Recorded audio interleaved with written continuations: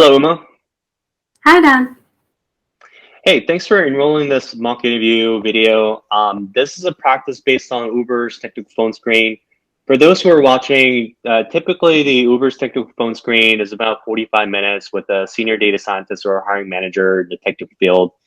And there's two areas that they will generally assess for more about like the Uber data scientist sort of product analytic kind of role. And it's basically the SQL and product sense questions. The entire interview itself, at least for SQL, should be about like 2 to 3 problems. In some cases, 4 problems, and the product sense question should be about 2 to 3 questions. But for the sake of this mock interview, um, this is all sort of like a coaching session, and so it is more like a sample of what the actual mock interview is going to be like. Obviously, it's also a YouTube video as well, and so I won't be asking that many number of questions. Probably like one or two questions for each area, and along the way, I'll provide some hints for the candidate. So in terms of whether the interviewers generally provide hints or not, that really depends on the interviewers. There's a lot of variability with that, even within the same company and same team. But for what I do is, also coaching. And so I'm going to be providing some inputs along the way that could be helpful for Uma. So I'll start with some questions and then I'll end it with solutions along with the feedback. And if you are interested in any of these sort of mock interview videos and courses, just check out datainterview.com. All right. So Uma, I have this table in front of me. I've had the right status table, the order date, the number of orders, status of order, monetary value, and service name. Okay? Okay. And using this table, I'd like you to address this question, which is among the services with the top 3 highest cancellation rate, find the average monetary value and maximum order count across order dates. Return the service name, average monetary value, and maximum order count. Okay, so just repeat the question. I have to find the top 3 highest cancellation rates, the average monetary value, and the maximum order count across the dates. And this is something that I have to return. That is service name, monetary value, and this. So my approach to go with this problem is to first figure out what the cancellation rate is. So we have number of orders, status of order, monetary value, and service name. And we have to find the top highest cancellation rate. So in order to find, because we have to output the maximum order count, but obviously it's from the highest cancellation rate. So first we have to figure out how are we going to find the cancellation rate. Is it correct? Okay. So and then as this is the cancellation rate, so I'm just writing the code into chunks right now so that I can just jot them in first. Afterwards, combine them. Is it okay? So to find out the cancellation rate and obviously we have to average that out so that we can, yeah. So let me just go with this. So to find the cancellation rate, we have to filter out the one that is canceled within this block. So that would be a case statement. So if I, just for my own sake right now, if I do case when order of status is equal to cancelled, then 1 else 0 and so this could be all the values, and then we have to average them to find the cancellation rate. Sorry, this won't come here. So and I think what you're missing is a 0 here. Sorry, yeah. I pressed the shift, so it went there. So yeah, and in order to, if we create a table for this, it would be select. We have to output the services. So just another table for this, service name, And because we have to find the cancellation rate, we would obviously have to average this. Mm-hmm.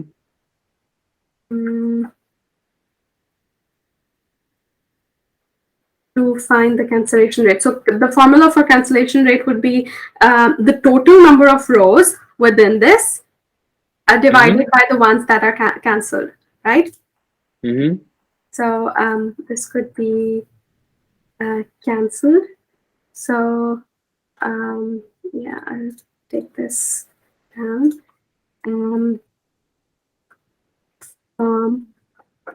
Sorry, this is site status. And obviously we're using an aggregation, so we would definitely use a group by here. Group by 1, sorry. But so we also have to figure out a way where we can like have all of them, because we have to calculate the cancellation rate. And to find the number of rows, we would definitely want to use a window function over here. So to do that, that window function, all of this would be subqueried within that window function. Okay, so so my whole approach would be finding that as a cancellation rate and then using that within maybe the CT function to figure out obviously all the average values of the one that have the cancelled one. And then we have to find the maximum count. So maximum count on the cancellation rate. Is it? Right. Okay. So this would be, so if I just write the subquery first to get the cancellation rate, it would be select service name.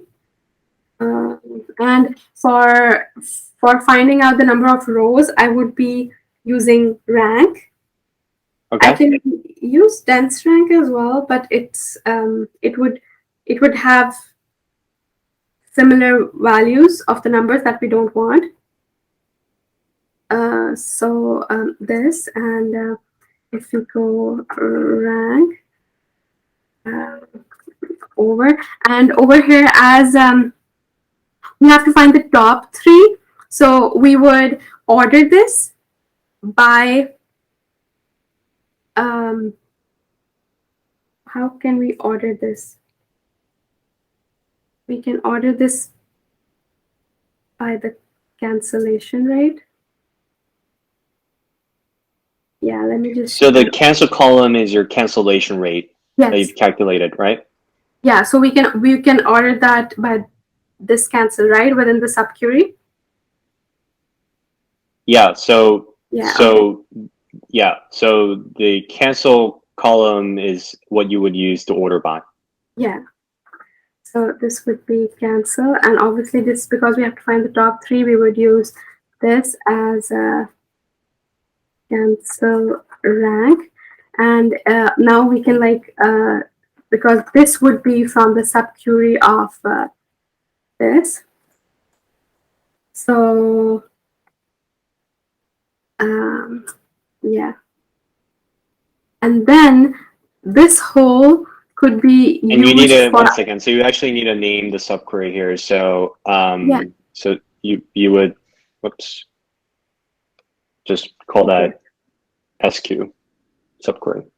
Okay. So, and then we would use this whole to find the, now we can, because now we have as a column, we can have the service name rank, and then we can use this to find the average value and then the maximum count of the cancellation rate. Yep. Okay. If I do with CTE,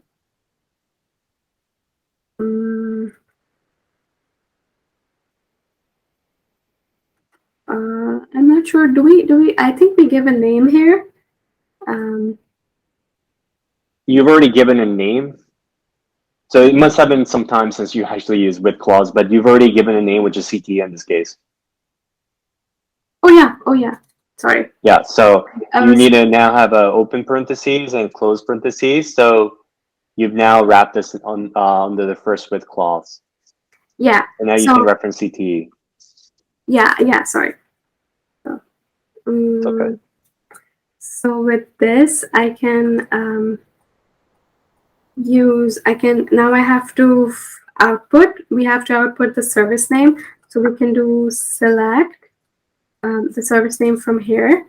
And then now we can calculate the average monetary value. So we go here AVG as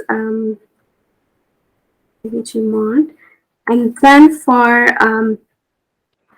the maximum order count, so the maximum order, let me just complete this, and then I would come for the this maximum order count. So this would be obviously from the right status. Mm-hmm. And then obviously we have to find the top highest three. So there would be a where clause where, because we don't know what the services would be, so we can have a subquery within this. So I will come back to this max initially after writing this. So service name, and then we can use the in clause to filter, because we use in when we have multiple values, and in this case we would be having multiple values for service name. Mm-hmm. So it would be select select, because we're using where clause with select, so this would be select from, and now we can get this, and then the row rank, the rank function, because we have to find the maximum ones. So it would be from CT, where this rank value is less than 4, because because it's okay, 4. Okay, and if we come back to this one, so the maximum order count, so it would be the max of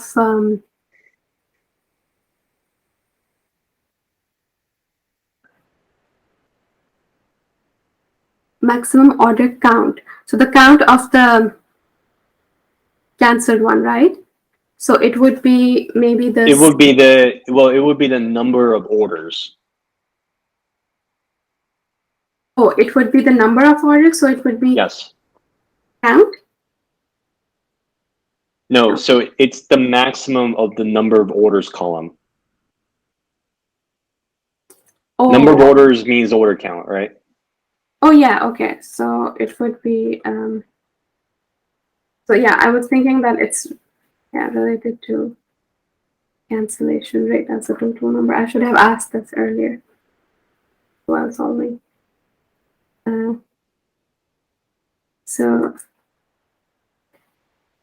this could be max count, and if I just go through, what do you think of this? So this is the correct solution. There were, of course, some bumps along the way, and I, provided some hint. But ultimately, this is the correct solution. So I just want to provide some inputs here before we proceed to the next section. So it helps to clarify exactly what the output table is, so that you avoid a situation where, as you're writing, you're not really sure what some of the terminology actually means, like maximum order count, thought it was something else, right? Yeah. So have a clear visual in terms of what that output table looks like by asking clarifying questions. And and then proceed with the solution part. Okay.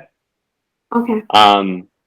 Another thing I just want to input there is it helps to, so it really depends on, a candidate's response style. Like some candidate, after some question, like clarifying questions, they'll immediately dive into writing the solution and then explain at the end. That could work. I think a much more effective way to respond to SQL question is once you ask the clarifying questions, jot down the logic. So you kind of did it for the case part, but then you didn't really do it for the other steps that are required. Basically calculating the average and maximum. Yeah, I just mentioned it by word. I should have written it. Yeah. It just helps to just like actually note it on a quarter pad, or whatever IDE they have you perform SQL.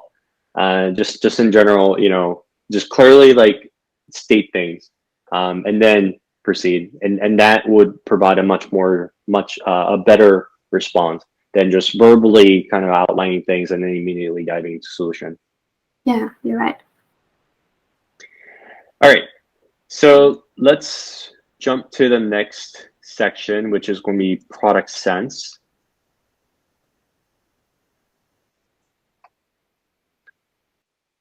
How would you measure the health of Uber? So the health of Uber. Did you write the question somewhere? Okay, here. Yep. So, okay. So in this case, obviously, I would first measure the health of Uber. So in terms of health, do you mean by the number of, in terms of success, do you mean? What are your thoughts on that? What do you think is the difference or the similarity between health versus success? Okay. So health can refer to, my assumption is that as the goal for Uber is that to make transportation reliable as a running water and everywhere for everyone, it would definitely, in terms of health, focus on two domains. One, the part of the customer and the driver. So okay. In terms of measuring the overall health of the experience within the customer domain and the driver domain. Mm-hmm. So in terms of that, as I mentioned, that the business goal is to create a reliable experience for both of them. So do you want me to jot down and go specific within one domain, within one of these, or as an overall whole? Why don't we just focus on overall as a whole right now? Okay. So in terms of success, we can refer to the assumptions I can So remember, make. we care about health here. Health. Because you just said success, in terms of success, but our focus is really health of Uber. So what I can assume here that in terms of health, mm-hmm. I can specifically refer that the overall health, because this is a general term, health, and as I mentioned, that it could be the experience within the driver and the customer. So mm-hmm. What's our audience like? Who are we going to present this analysis? Because it can be the stakeholders, or it can be maybe measuring it to make a new product, to measure the health of, in order to make a new product that is dependent on the health. So. Okay. Who can so who do you think are the, okay, so I'll provide like hints along the way to kind of give you some structure, because once again, this is like mock interview plus sort of coaching, but who do you think are the key stakeholders who would consume metrics related to the health of Uber? Yeah, definitely. This could be at the end of the day, the investors, the executives, and as I mentioned, the various teams that would want to further analyze within their submodules that they're developing. So, but most probably the executives and the investors, because they're the ones that are investing money. Okay. What teams within Uber do you think would care about this? So measure the health of Uber, and the various teams may be the marketing team, because the marketing team would be responsible if the health of Uber is going down, and the health could be in terms of the customer churn, or in terms of we don't have expected drivers for our specific customers for different regions. So definitely the marketing team to boost their marketing strategies. So, and it can be also the development teams, but technically development teams would come after marketing team. Okay, so I think we could kind of first. So I just want to recap this for a second, because I think we need to go back to the definition of health. So, so this is people often see this as like an interchangeable term, health versus success. Yeah. Not necessarily. A concrete example is sort of like this. When it comes to like sports players, let's just say like, basketball player, right? You measure the successful player based on the number of points that they shoot in a game, right? And the more points they earn, the more successful they are, so to speak, right? But then, does that mean that they're healthy? What if they have some injuries, right? Yeah. So when it comes to health, health is more like a 360-degree overview of the Uber app as a whole. It's not specifically focused on, hey, guess what? This is a total number of orders that we had, or rides that we had. Here's a total number of dollars that we have generated. Health could also mean other attributes we care about as well. Satisfaction of Uber drivers and riders, and and some metrics that engineering managers would care about. Like the loading time, the effectiveness of the Uber app. Is there any error rate? Those sort of things. So it's more like a 360-degree overview. And I think based on the direction where you're getting at right now, I think you're kind of getting the success and the health confused. And yeah, the audience that you're sort of mentioning are more. So if you're talking about investor, I think investors, they don't care too much. Yeah, they care about health, but they care more about the bottom line, profit, and the engagement and the retention, the AU, those sort of things. So they would care a lot more about the success, and that's really not the focus of this question here. Okay. So executives will obviously care about the health of Uber, right? Yeah. So when we're talking about executive team, we're talking about like the VPs, the COO, the CEO, the CTO, right? CMO perhaps, but I think CMOs would generally care more about the growth, which is another question as well. How would you measure the growth of Uber? How would you measure the success of Uber? How would you measure the health of Uber? They all seem similar, but they're not really the same. There's differences. So you want to be very precise when it comes to those product sense sort of things. Okay, so definitely in terms of, go ahead. Yeah, I just want to finish my thought, and then I'll let you pick things up. So executives, yes. Investors, marketing teams, stretch that out. Product managers, and engineering managers. Definitely. Okay. Okay. So those are the stakeholders. Now, what you're also sort of missing in the beginning part is a walkthrough of the Uber app. Don't just assume that the interviewer knows that you understand the app. So walk through the overall user experience, because I think that's going to help you define metrics. Yeah, so after assumptions, I was about to go there. Oh, okay. All right, go ahead. Okay. So do you want me to start over, or? No, keep going. Okay. So, yeah, as you mentioned, The health could be not for investors, marketing teams, and product managers that would be looking for initial improvement within the health of the app. And just to jot down the overall user journey of how people can, of how the team can measure success is if you log into the app, if you're a first time user, you obviously have to sign up. And we can mention that as, so the overall user journey would be how user uses the product. So if we specifically focus on customers, they log in, and is there any glitch when they're signing up?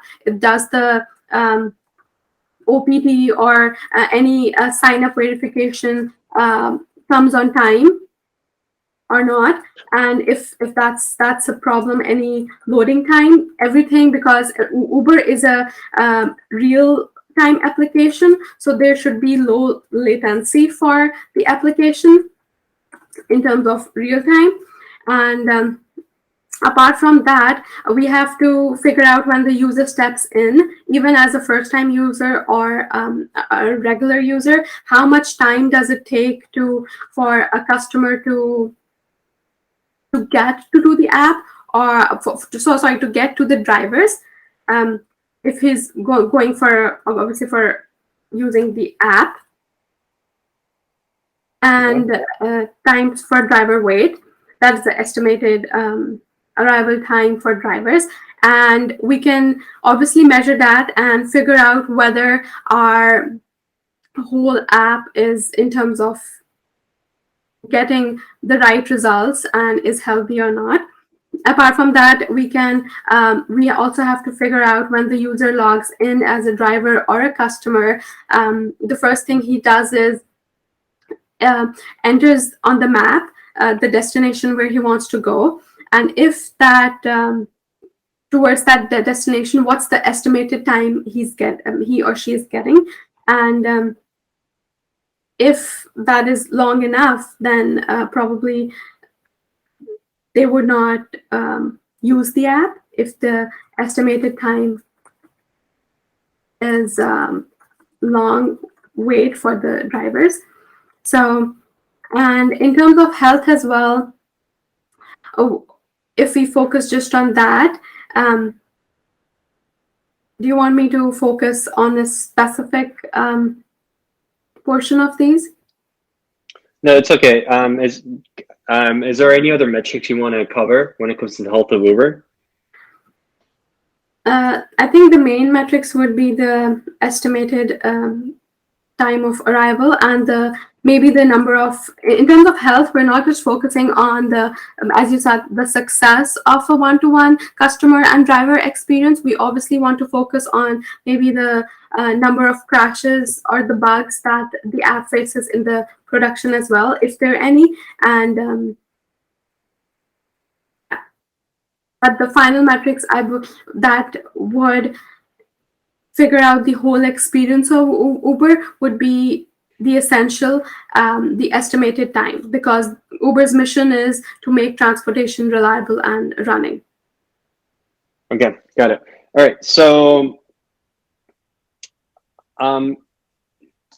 let me kind of give you some feedback, and we can walk through the solution together. Yeah. So there's two elements that you're sort of missing in your metric response. One, you didn't really your definition of a metric here in this case is actually somewhat incomplete, and I'll talk about it in a second what I mean by that.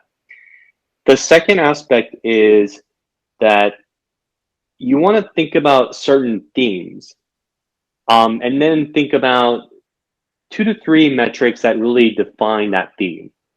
That's a strategy that you can use when it comes to listing metrics very quickly, but also even machine learning interviews as well, where you have to come up with, features based on raw data. So let me first of all talk about the first aspect.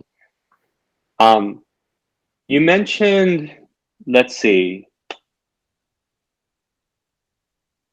time for driver's wait. When you're saying time for driver's wait, time it takes for basically How, driver wait time, right? yeah, and how much When you time say does a driver wait? How many customers does it get per day? Like, yeah, oh, okay, got it. So the in between time between rides yeah, provided to customers, right? yeah. Now, when you just say that, that's just a distribution. But what are we really talking about here? Are we talking about the median, the mean, the sum? Oh, the aggregation. Yeah, You know what I mean? yeah. So The average um, time. and this is a very common mistake. I mean, by this point, I've worked with like over 100 clients. But what's commonly missing is that when it comes to defining a metric, you need to have what is the statistical function or the aggregation in this case. Yeah. Okay, count, sum, average, right? The other element is that you need to define what the action. You did define what the actions are, what you're trying to measure here. The other aspect is the unit of analysis. Time for drivers wait over the lifetime that we have collected data about the driver, or are we talking about on a per day because this is a time series thing? Yeah. So definitely, we should measure it over maybe a week or per day. Yeah. Mm-hmm. So you need to have these three elements in order to have a complete metric. Okay. Yeah. All right. Now, second aspect is sometimes it's a little bit of a struggle. So when it comes to like these open-ended like business problem, it's really about thinking about how can you provide a structured response and how do you go about doing that? Use frameworks. So when it comes to measuring the quote unquote the health of any product, one of the best frameworks you could use is something called the HEART. And I'm not sure if you're familiar with that, but HEART is a metric framework that Google's product team UX researchers have proposed. And various teams within Google use this metric as a way to define the overall health of Google's apps. Okay. And HEART stands for the following. So H is basically happiness. And happiness is, satisfaction. Okay. Hmm. E stands for engagement. A stands for adoption or acquisition. R stands for retention. T stands for task success. Oh. Okay. So how do you think we could measure happiness of users on Uber? What is the best way to measure that? If we talk about per user, the number of times or the number of times he has taken the rides. So I think that would more be focused on engagement because we're talking about like actions and stuff like that. So this is more about user sentiment, right? Their feeling. Then if they're happy, obviously they would refer to someone the app. Yeah, they could. What about surveys? Yeah, reviews. Satisfaction scores, right?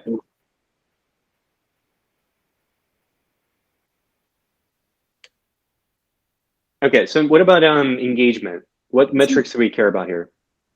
So the percentage of users that have actually used the app, the number of times per day. Yeah, more or less. But we really care about the big number here, the big picture, the overall health, right? Yeah. So what is the main function? What is the main action on Uber app? Having a ride. So the number of rides Yes, that they do. yes, Yeah. exactly, right? This is the type of number that would probably show up on Uber's, 10Ks and 10Qs. Yeah. Right. So the number of rides. Yeah. Total number of rides. Over what unit of analysis? So total number of rides. Think about the big picture. Think about the big picture. Like, okay, this, it's like the Uber CEO, on a annual conference call saying, hey, this is what we have achieved this year. What would he say? Then obviously maybe quarterly or yearly. Yes. And we could also just say, okay, per day, week, month, quarter, year. Yeah. Okay. Of course, like you want to sort of refine it based on the use case, like if we're talking about A/B experiment, you probably want to look at it more like on a daily basis. Yeah. Right. But we're talking about the overall health and you looking at across day, week, month, quarter, and year, depending on what is the business strategy we're focused on, will have a different purpose. Yes. Okay. What about adoption? So adoption is how much users can we get. Because I know about acquisition. It's like how many, because I know about the funnel. So acquisition is the first step where how many users were registered to the app, number of signups. Mm-hmm. And in terms of adoption, yeah, I'm confused about adoption. So it's similar. It's synonymous. Okay. So out of the new visitors, how many ended up using the app? Yeah. Okay. And you can kind of refine it into two-step procedure. So you visit the app, and you download it, right? You sign in or you sign up, and then you take the first ride. So actually, it's like a three-step sort of thing, right? Yeah. So you can think about it as like a download rate, sign up rate, first ride rate. Does that make sense? Yeah. But again, we're not really done. We haven't really completed what that actually, like what the unit of analysis is. So are we talking about per day, per week, per month? Yeah. Or are we talking about lifetime? So sign up would be different for every user, but then an average sign up per week, per day, the number of signups we get. Mm-hmm. So yeah, average sign up per because day is something that won't be feasible. So maybe week or month. Okay.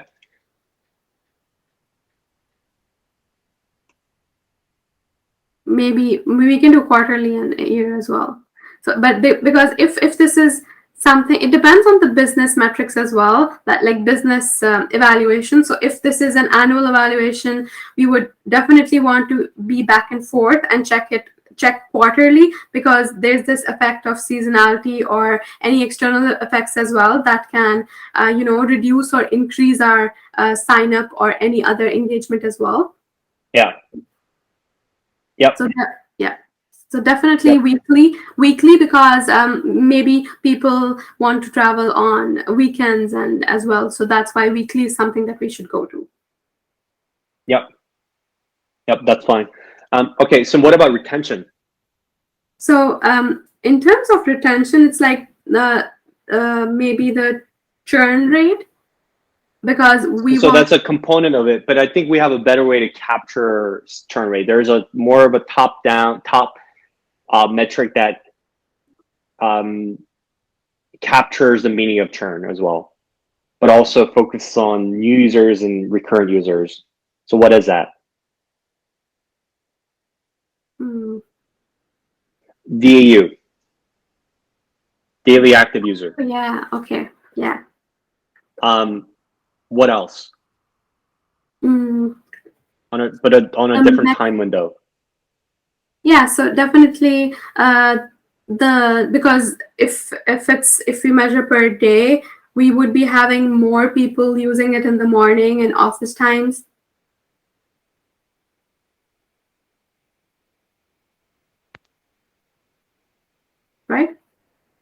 Sorry, you got cut off for a second. So DAU and what else? What else should we be using? So retention in terms of daily active users, and maybe if we check per day the number of times that the user uses the app. So because we would be having a high retention in the morning. So I'd say we could perhaps capture that in the engagement. Okay. So more like weekly active user. Okay. And MAU, monthly active user. Okay. Okay, so those are the common set of retention metrics. And what about for task success? So task success is like the type of metrics that the engineering managers would care about. You have noticed that you listed some aspect of these. So what are those? So success would be obviously the time or the average estimated time ETA of maybe